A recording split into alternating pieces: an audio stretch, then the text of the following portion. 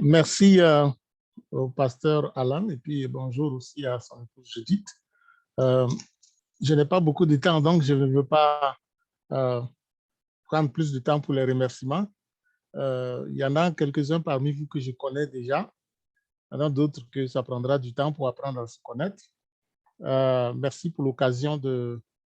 Ça fait au moins 6 mois que je n'ai pas prêché, donc souvent on peut être usé parce que ça fait longtemps qu'on n'est pas dans la pratique. Alors donc, veuillez me pardonner si c'est un peu croche. J'aimerais me servir de la pandémie. Je ne veux pas créer de polémiques autour de ça, mais quand même, on est là-dedans, ça fait 2 ans, puis j'aimerais m'en servir pour partager ce que j'ai à partager ce matin. On sait que la pandémie actuelle suscite beaucoup de débats à tous les niveaux, économique, politique, social, au niveau des relations internationales. Et notre gouvernement provincial est débordé, comme le gouvernement fédéral. C'est des autorités débordées qui n'ont pas du tout attendu que cette situation leur tombe dessus. Monsieur Logo, quand il a été élu, n'a jamais été élu pour régler des questions de Covid. Mais voilà, il passe tout son mandat à gérer le Covid. Et les mesures ne sont pas toutes populaires. Et on sait que maintenant, il y a 2 catégories de gens, des vaccinés, des non-vaccinés, puis ça pose des problèmes. On sait que peut-être à partir de demain, il y a ceux qui pourront aller dans certains magasins, ceux qui ne pourront pas y aller. Et puis, sur la table du ministère des Finances, il y a un sujet à l'étude. Est-ce qu'il faut imposer une taxe santé aux non-vaccinés? Ça, ce sont les résultats de la pandémie, d'une situation qu'on n'a pas attendue et qui nous tombe dessus. Mais nous sommes tous unanimement, s'il fallait voter, nous sommes tous prêts à dire que la pandémie disparaisse. Et si on avait le pouvoir au nom de Jésus, on l'aurait fait, n'est-ce pas? Nous souhaitons tous que ce virus en aille et puis que nous ayons une vie normale. Durant cette pandémie, il y a aussi beaucoup de débats théologiques. Et il y en a encore. Il y en a qui disent que c'est le signe du retour du Seigneur et puis que le vaccin, c'est la marque de la bête. Il y en a qui sont dans ce bord-là. Et qu'il ne faut vraiment pas le toucher, sinon tu prends la marque de la bête et puis voilà, tu ne vas pas aller au ciel. Il y en a qui trouvent que nous sommes dans l'ère de l'antichrist. Il y en a qui trouvent que c'est juste une crise qui va passer comme toutes les crises.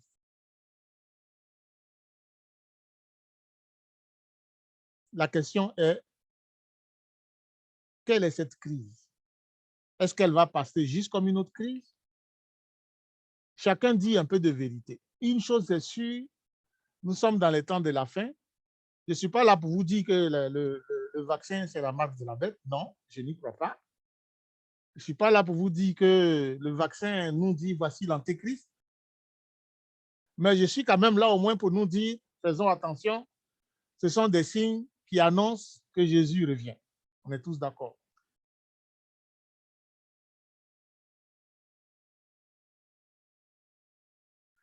Ce que je nous invite à croire, c'est que Dieu nous parle tantôt d'une manière, tantôt d'une autre.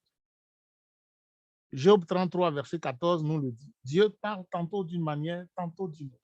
Et l'on y prend garde.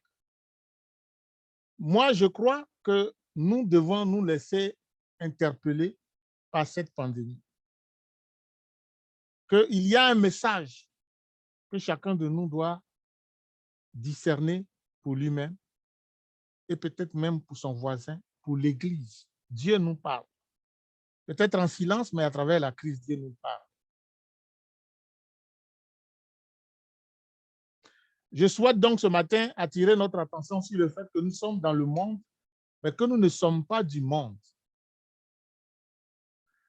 C'est ce que Jean nous dit dans le verset 19 du chapitre 15. Si nous vivons comme les gens de ce monde, nous risquons de perdre le nom et de ne pas bien saisir le message que cette crise veut nous faire voir ou entendre.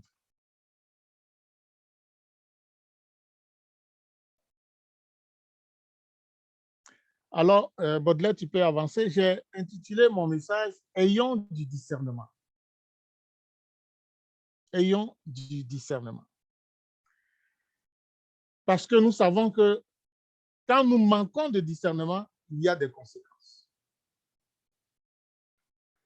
Et le texte, c'est un seul verset que j'ai choisi pour traiter de ce sujet. C'est dans 1 Chronique, chapitre 12, le verset 32.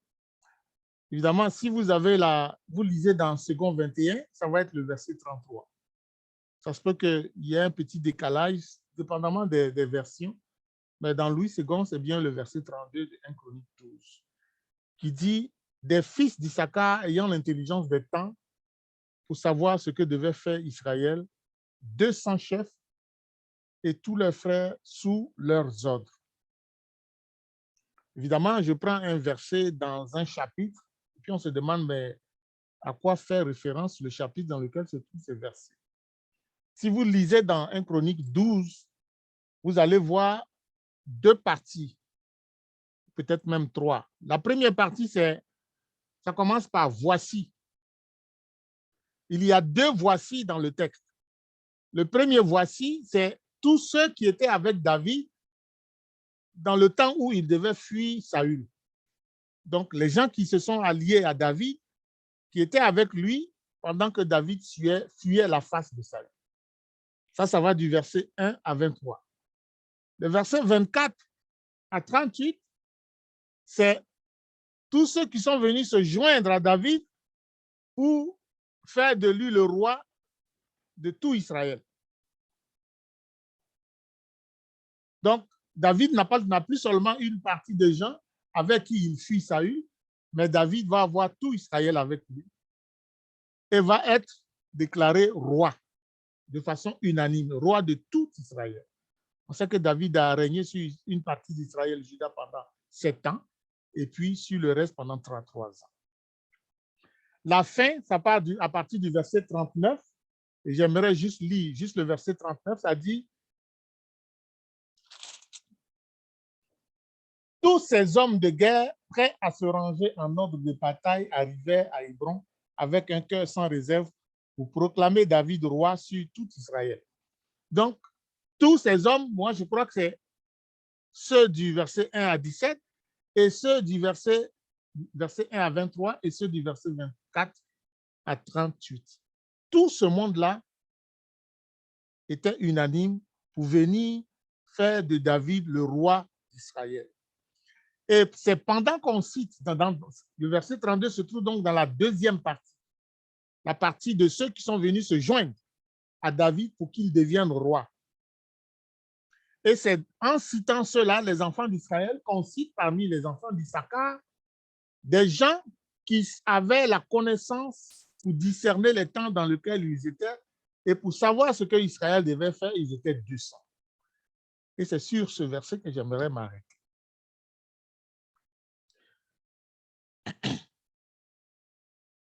Le discernement, c'est quoi?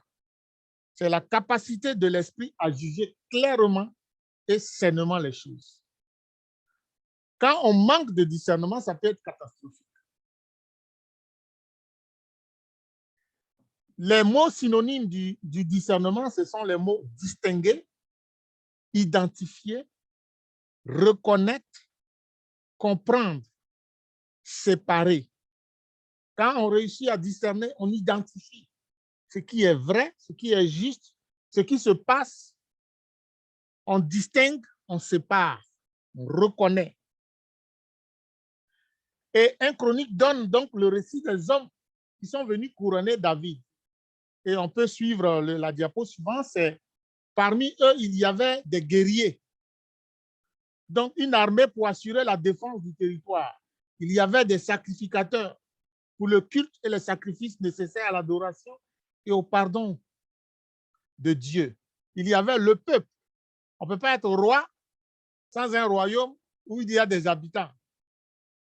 Donc, il y avait le peuple sur qui le roi allait régner et qui avait là aussi avoir un roi pour le diriger. Et puis, on parle des enfants d'Issachar qui forment une bande un peu spéciale. Ils avaient le don de discerner les temps pour comprendre ce que devait faire Israël.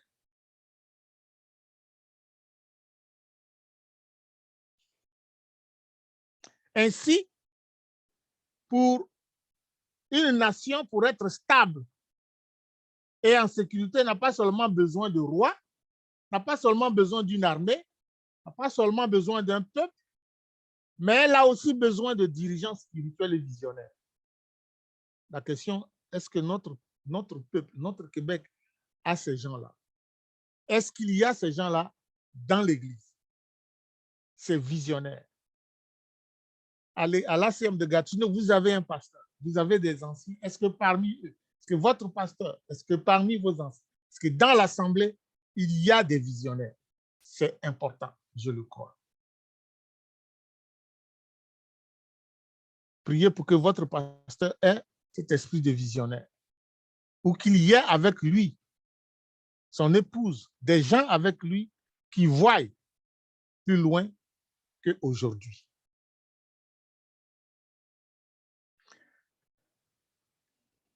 Alors, j'ai formulé une prière. Je n'ai pas encore, je ne suis pas encore allé loin, mais une prière est venue dans mon cœur que j'aimerais vous partager. Continue. Non, tu viens de la passer. Ma prière, c'est 3 choses que je demande au Seigneur ce matin. Qu'il suscite parmi nous ces hommes et ces femmes visionnaires à la dimension des fils d'Issachar. La deuxième, qu'il te parle personnellement par rapport à ce temps de ce qu'il attend de toi.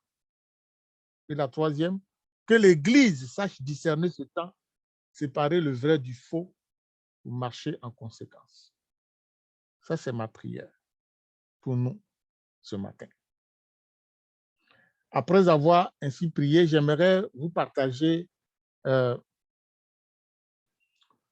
3 formes de discernement qui sont toutes importantes dans l'Église. Le premier, c'est le discernement qui vient de l'expérience de la vie ou de l'obéissance à Dieu. Je connais un homme, et puis il y en a beaucoup, et vous pouvez aussi donner des exemples de ce que je vais partager. Je connais un homme qui a travaillé jusqu'à sa retraite comme un technicien industriel. Il était le chef du département de la production. Et pour cette raison, il était habitué au bruit des machines, là où la production se faisait. Sa connaissance des machines et des bruits répétitifs lui a donné la capacité, en entendant seulement certains bruits, de discerner qu'il s'agissait d'une panne et de reconnaître de quelle panne il était question. Et un jour, un de ses supérieurs, en grade, plus gradé que lui, qui était son patron, qui lui n'avait pas l'habitude des bruits répétitifs, il entend un bruit de machine. Et puis, il commence à fouiller dans ses livres. C'est quoi le problème? Et il cherche, et il cherche, et il cherche, jusqu'à ce qu'il interroge cet homme-là. Vous lui dites, mais voici, j'entends ce bruit, je cherche, c'est quoi le problème? Et le gars le prend, et puis dans l'usine, l'accompagne à un endroit spécifique, il dit, voici le problème. Il n'avait pas besoin de livres, il n'avait pas besoin d'un ordinateur pour discerner c'était quoi le problème. Juste au bruit, il le savait, par expérience. Il a suffisamment travaillé dans la boîte, dans les machines, pour savoir qu'un tel bruit signifie telle chose. Ça, c'est du discernement.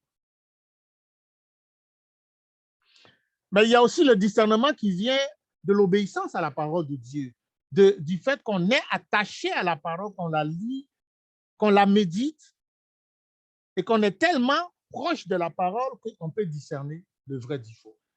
Vous pourrez lire dans Néhémie chapitre 6. Ça, c'est un exemple. Lorsque Néhémie a quitté Suse pour aller bâtir la muraille de Jérusalem, Néhémie a été découragé à maintes reprises. 5 fois, il a été tenté par Sanballat afin de l'empêcher de terminer le travail. Et une de ces 5 fois, Sanballat a utilisé quelqu'un à l'intérieur d'Israël, donc quelqu'un de l'intérieur, pour tenter Néhémie et l'empêcher de faire le travail. On peut aller à la citation suivante, il y a le texte.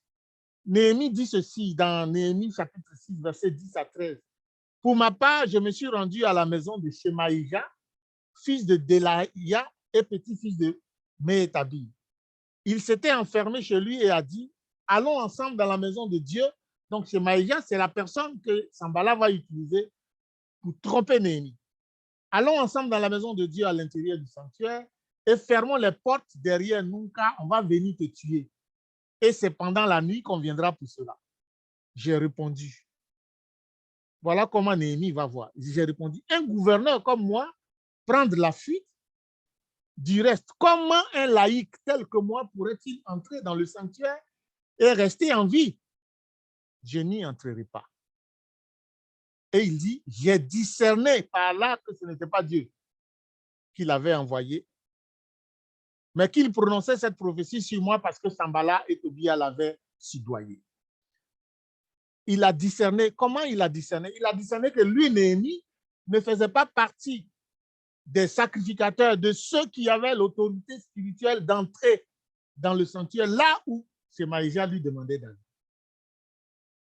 Donc, ce n'est pas la connaissance de la parole. Il connaît sa lignée. Il connaît la parole. Il sait qui peut faire ce que Shemaïja lui demande de faire et qui ne peut pas et ne doit pas le faire. Et il sait qu'il fait partie de ceux qui ne doivent pas le faire. Parce qu'il connaît les Écritures, il connaît sa lignée et il sait à quoi Dieu l'a appelé. Alors, il peut dire, non, tu es en train de me tromper. Il a discerné.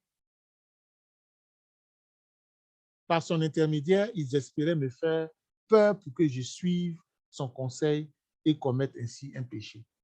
Cela leur aurait permis de salir ma réputation et de m'enlever tout crédit. Discernement qui vient de l'obéissance à la parole de Dieu. Et cette obéissance vient du fait que nous sommes attachés à la parole et que nous la méditons jour et nuit. Pour qu'elle devienne, que nous devenions la Bible, si je peux m'exprimer comme ça. Parce que nous la connaissons suffisamment pour que quand on nous dit quoi que ce soit, on puisse dire ce que tu dis là ne vient pas de la parole de Dieu. Discernement.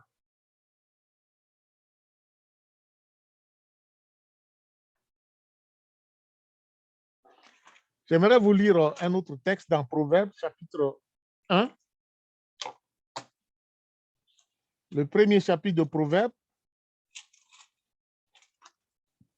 les versets 1 à 5, ça dit, c'est un proverbe pour connaître la sagesse et l'instruction, pour comprendre les paroles de l'intelligence, pour recevoir des leçons de bon sens, de justice, d'équité et de droiture, pour donner du discernement à ceux qui manquent d'expérience, de la connaissance et de la réflexion aux jeunes. Que le sage écoute et il augmentera son savoir. Celui qui est intelligent gagnera en habileté pour comprendre les proverbes et les paraboles, les paroles des sages et leurs énigmes. C'est ce que Salomon dit. La parole de Dieu va te donner du discernement et du bon sens.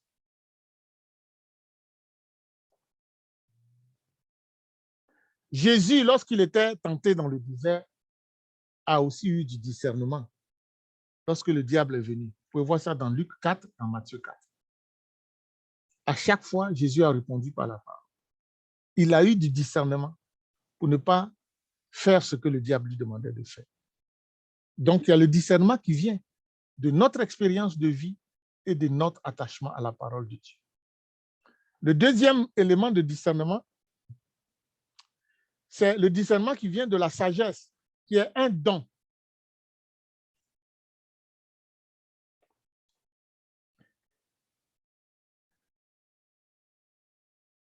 L'apôtre Jacques va nous dire dans les versets 5 et 6 que si nous manquons de sagesse, qu'on la demande et Dieu va nous la donner gratuitement.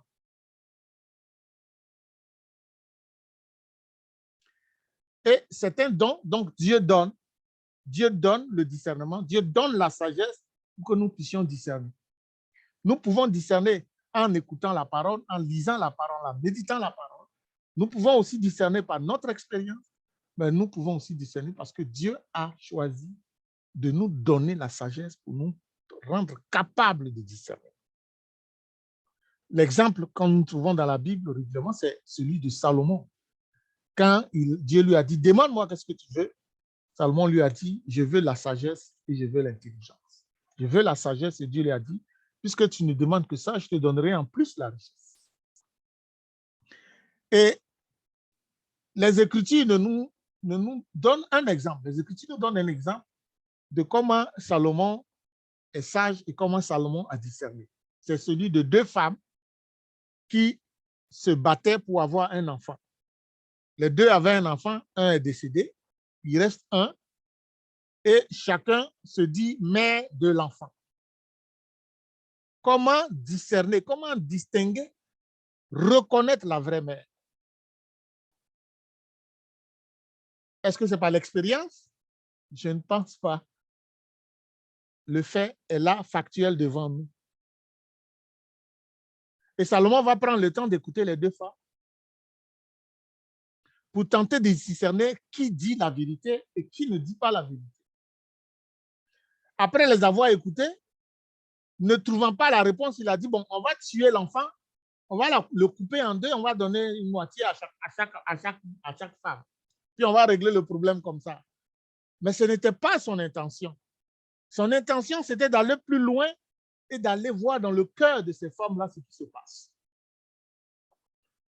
Mais quand le roi dit ça, alors on va voir les deux femmes réagir. Il y a une qui va dire, mais ça, c'est une très bonne décision, monsieur le roi. Il faut vraiment tuer l'enfant. Et puis l'autre va dire, non, monsieur le roi, ce n'est pas là. Si c'est pour que l'enfant meure, donnez-le à l'autre femme. Je préfère que l'enfant vive. Et l'autre femme dit, non, non, non, non, non. Il ne sera ni à toi, il ne sera ni à moi. On n'a qu'à le tuer. Le roi a pris la bonne décision. Et le roi a repris la parole pour dire, prenez l'enfant, ne le tuez pas et donnez-le à la maman qui a dit de le laisser en vie.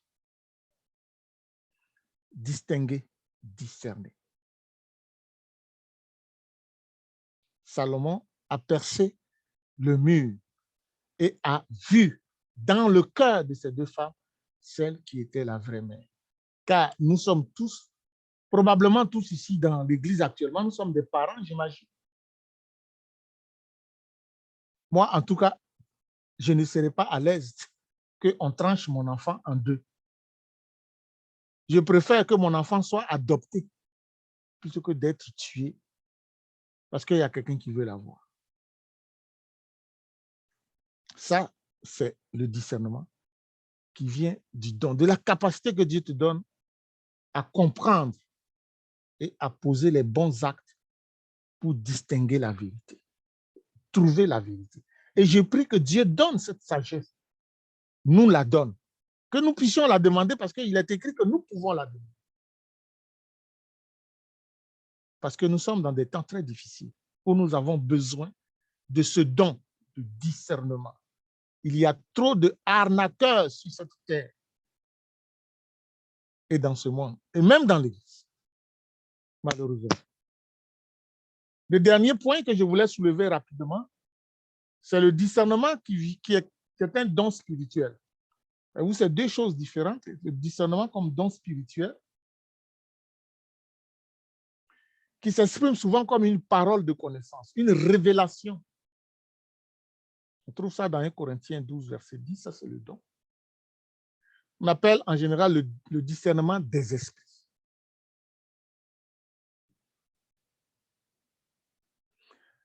Quand il se manifeste, ça dépasse l'entendement humain, c'est de l'ordre du miracle, comme dans le cas de Salomon.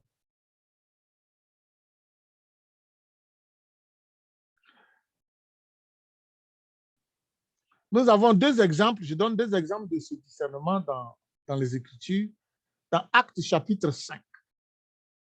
Ananias et Saphira ont vendu le champ et puis on dit que délibérément, chacun vendait et donnait le produit de sa vente à l'église pour que ça serve à tout le monde. Ananias et Saphira, ils ont vendu leur champ. Ils ont pris une partie, ils ont gardé, et puis ils sont venus donner une partie. Il n'y avait personne. Il y avait juste Ananias, il y avait juste Saphira qui ont vendu. Et même ceux qui ont acquis le champ n'étaient pas là pour dire, ah, ils ont pris l'argent, ils ont caché. Ananias et Saphira étaient les seuls qui ont pris cette décision. Mais quand ils sont arrivés, l'apôtre Pierre a discerné, a eu cette révélation, ce don du discernement des esprits pour savoir que Ananias était un menteur et que l'argent que Ananias lui donnait n'était pas la totalité. Le problème, ce n'était pas qu'il ne donne pas la totalité parce qu'il était libre. Mais le problème, c'est qu'il vient faire croire qu'il donne la totalité et qu'il vient avec un esprit de mensonge. Et l'Esprit de Dieu a donné cette révélation à l'apôtre Pierre. Ananias en a payé le prix. Sa femme est venue plus tard, ne le sachant pas, a aussi menti et a aussi payé le prix. L'autre exemple, c'est dans 1 Corinthiens chapitre 16, où on nous parle d'une femme que les Éphésiens, je crois, utilisaient pour se faire de l'argent, qui avait un esprit de python, donc qui était possédé, qui disait que Pierre, Paul et les autres étaient des hommes venus de Dieu et qui le disaient chaque jour. Et Paul s'est retourné et puis a ordonné au nom de Jésus à l'esprit qui parlait dans cette femme de la libérer. Et cette femme fut libérée. Révélation. C'est une femme possédée. Vous allez me demander ou vous allez demander au pasteur Alan, mais pourquoi, si elle dit la vérité, l'apôtre Paul a chassé quand même l'esprit? Alors la réponse, c'est que l'esprit qu'elle a en elle lui permet de dire que Paul est de Dieu, mais l'esprit ne lui permet pas de donner sa vie à Dieu. Donc ce n'est pas un bon esprit. Elle a besoin d'être libérée. Il y a plein de gens qui disent que aller à l'église c'est bon, mais qui ne viennent pas à l'église. Je suis là pour parler de discernement, ça c'est un autre débat. Donc, il y a le discernement qui vient de notre expérience et de notre attachement à la parole. Il y a le discernement qui vient du fait que Dieu nous donne la sagesse pour pouvoir distinguer. Et il y a le discernement qui est celui des mauvais esprits, des esprits qui nous fatiguent, qui fatiguent l'Église, qui tiennent captifs des frères et des sœurs dans la communauté ou même à l'extérieur de la communauté. Nous avons besoin de ces discernements, de toutes ces formes de discernement dans l'Église et dans nos vies. Parce que je connais aussi un homme charmant, un homme de Dieu, très charmant, apprécié par un grand nombre de personnes. Je ne vais pas dire son nom. Il a avoué un jour dans un témoignage personnel avoir déjà été utilisé pour détruire l'Église. Et il était dans l'Église. Et il s'était infiltré dans la communauté des chrétiens pour séduire les leaders et détruire la congrégation. Et voici son plan, sa vision, son ancienne vision, disons-le, en 4 points. Premièrement, il fallait infiltrer l'Église. Deuxièmement, il fallait diviser l'Église. Troisièmement, il fallait conquérir l'Église. Et enfin, quatrièmement, la détruire. Nous devons veiller parce que des gens comme ça, ils viennent régulièrement dans nos assemblées. Et ils sont là dans de beaux habits. Que Dieu nous donne la grâce de distinguer, de discerner. Je vais conclure. Tu peux avancer. Dans Éphésiens 5, 15 à 17, ça dit « Veillez donc avec un soin tout particulier à votre manière de vivre. Agissez avec la conscience de votre responsabilité. Ne vivez pas au jour le jour sans penser à plus loin, comme ceux qui ne connaissent pas le sens de la vie, le vrai sens de la vie. Comportez-vous en gens avisés qui se rendent compte en quel temps critique nous vivons et savent tirer le meilleur parti de la période présente. Devenez maître de votre temps. Profitez de toutes les occasions favorables malgré les difficultés de l'heure. Oui, précisément parce que nous vivons en un temps où domine le mal. C'est pourquoi ne soyez pas déraisonnables et imprudents. Ne vivez pas en dilettante, mais à travers tout ce qui vous arrive, en toutes circonstances, cherchez à comprendre ce que le Seigneur veut vous dire, puis tenez-vous fermement à ce qu'il vous dit. Le Seigneur, à travers ce texte et le verset 18, ça veut dire, ne vous enivrez pas de vin, c'est de la débauche, mais soyez remplis de l'esprit. À travers ce, je crois que le Seigneur nous invite à être des gens avisés, des gens qui savent discerner. Et le deuxième texte, pour conclure, c'est celui de l'apôtre Paul, toujours dans Romains 12, versets 1 et 2. J'espère qu'il est là sur l'acétate. Il dit, ne vous conformez pas au siècle présent, mais soyez transformés par le renouvellement de l'intelligence afin que vous discerniez quelle est la volonté de Dieu, ce qui est bon, agréable et parfait. Nous avons besoin de discerner.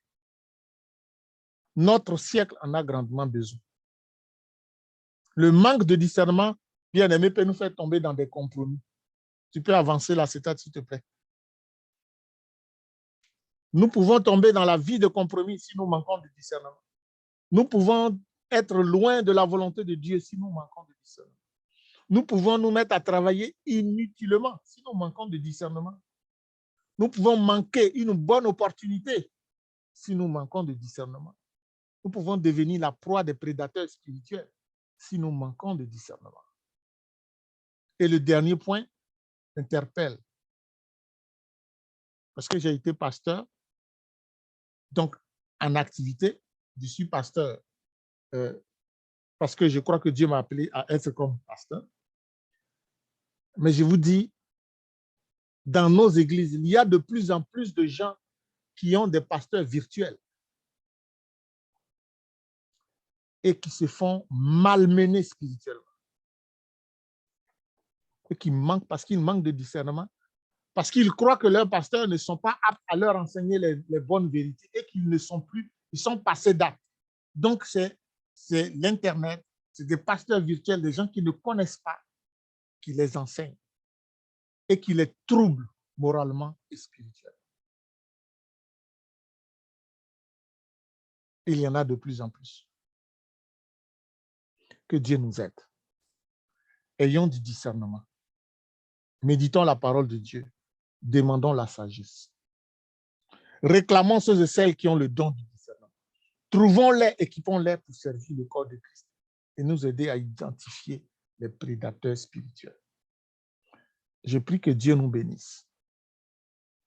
L'histoire de Bathsheba, c'est l'histoire d'un roi qui négligea sa proximité avec Dieu, qui manqua de discernement et qui tomba dans le piège en voyant une femme et qui fit tout pour la prendre alors que ce n'était pas ce qu'il devait faire. Bien-aimés, au cœur des nombreux défis de l'heure, sachons discerner l'espérance qui est en Jésus-Christ et demeurons fermes et forts. Et puissions-nous dire à notre voisin, à notre voisine, nous sommes dans les temps de la fin. Jésus cogne à ta porte à travers moi. Veux-tu venir à lui? Discerne ce temps, ce mauvais temps, et donne ta vie à Jésus-Christ. Que Dieu nous bénisse. Je vous remercie. Amen.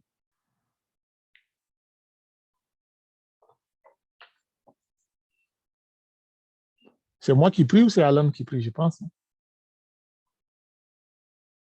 C'est moi? Pasteur Curieux, oui, veux-tu prier maintenant? Prions. Seigneur, j'espère que j'ai été dans le temps, que je n'ai pas débordé. Je veux te prier pour chacun de mes frères, chacune de mes sœurs, pour moi-même, pour que tu nous donnes un esprit de discernement. Les temps sont mauvais. Ça ne veut pas dire qu'on ne peut pas rire, qu'on ne peut pas se réjouir. Mais ça veut dire qu'on doit être sur nos gardes. On doit veiller. Tu as dit que tu nous envoies dans le monde comme des brebis au milieu des loups. Seigneur, et tu nous dis d'être prudents.